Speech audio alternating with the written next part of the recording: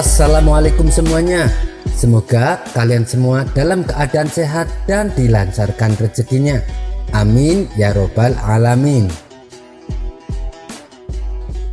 Tingkah Abu Nawas kali ini bikin masyarakat geleng-geleng kepala. Bahkan ada yang mengatakan kalau Abu Nawas sudah gila. Bagaimana tidak? Di siang hari bolong saat matahari bersinar dengan panasnya, Abu Nawas malah keliling kampung dengan membawa lampu minyak di tangannya. Dan dia selalu berhenti di setiap depan rumah warga sambil menggoyang-goyangkan lampunya. Ia lalu melongok ke dalam rumah di depannya seperti sedang mencari sesuatu. Perilaku Abu Nawas ini tentu saja menggegerkan penghuni Baghdad. Bagaimana mungkin orang secerdas Abu Nawas bertingkah seperti orang gila? Abu Nawas mulai gila, kata seorang warga Baghdad. Raja Harun al-Rasyid pasti malu punya staf ahli gila, celetuk yang lainnya. Tapi Abu Nawas tidak peduli. Besok paginya Abu Nawas kembali melakukan hal yang sama. Ia pergi keliling kampung dengan membawa lampu minyak di tangannya. Setiap kali melewati rumah warga, ia berhenti sejenak. Lampu minyak di tangannya ia goyang-goyangkan lalu melongok ke dalam rumah di depannya. Salah satu warga penasaran dengan apa yang dilakukan oleh Abu Nawas.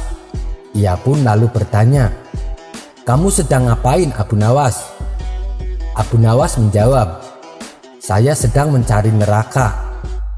Mendengar jawaban yang tak masuk akal itu, semua warga tambah yakin kalau Abu Nawas memang sudah gila.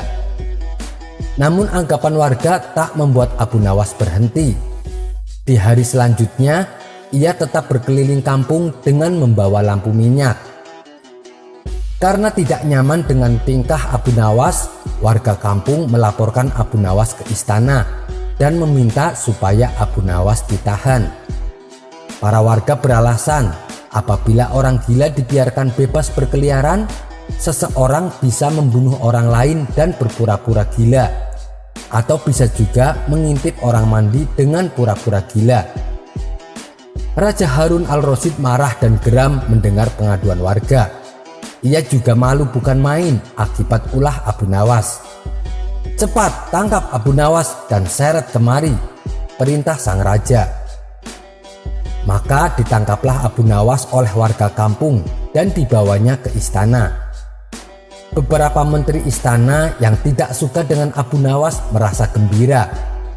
Kegilaan Abu Nawas mereka manfaatkan untuk menghasut Raja Harun al-Rasyid. Mereka menginginkan supaya Abu Nawas dihukum pasung.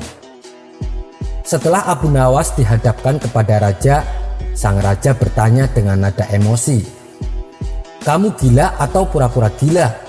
Apa alasanmu keliling kampung di siang hari dengan membawa lampu minyak?" Dengan entengnya Abu Nawas menjawab, "Saya sedang mencari neraka, Paduka yang mulia." Mendengar jawaban Abu Nawas, sang raja bertambah geram. "Kamu memang sudah benar-benar gila, wahai Abu Nawas," kata sang raja. "Bukan saya yang gila, Paduka Raja, tapi merekalah yang gila," jawab Abu Nawas. Sang raja heran. Mereka siapa yang kau maksud?" tanya sang raja. Abu Nawas kembali menjawab, "Mereka adalah orang-orang yang telah menganggapku gila dan menangkapku serta menyeretku ke sini." Akhirnya Abu Nawas meminta orang-orang yang telah menganggapnya gila untuk berkumpul di depan istana. Mereka ditantang oleh Abu Nawas. "Wahai kalian yang sudah menganggapku gila, apakah selama ini kalian menganggap orang yang berbeda keyakinan dengan kalian sebagai orang gila dan munafik?" tanya Abu Nawas. Mereka serempak menjawab, "Ya, betul." Abu Nawas kembali bertanya, "Terus, apakah kalian anggap orang yang gila dan munafik sebagai orang sesat?" Mereka menjawab, "Iya, tentu saja." "Baik, jika saya gila, munafik, dan akan masuk neraka, di manakah neraka itu? Dan milik siapa neraka itu?" tanya kembali Abu Nawas. "Neraka adalah milik Allah. dan tempatnya ada di akhirat, jawab mereka. Kemudian Abu Nawas memalingkan wajahnya menghadap Raja Harun al-Rasyid. Wahai paduka raja, tolong sampaikan kepada mereka, jika neraka milik Allah dan tempatnya berada di akhirat, mengapa mereka gemar menganggap orang lain yang berbeda dengan pemikirannya akan masuk neraka? Apakah mereka sudah menjadi panitia neraka? Apa mereka sudah dapat mandat menjadi wakil Allah untuk menjadi pencatat orang masuk neraka? Ucap Abu Nawas. Mendengar penjelasan Abu Nawas, sang raja pun tersenyum dan menyuruh Abu Nawas untuk pulang ke rumahnya. Sampai bertemu lagi di kisah selanjutnya. Wassalamualaikum warahmatullahi wabarakatuh.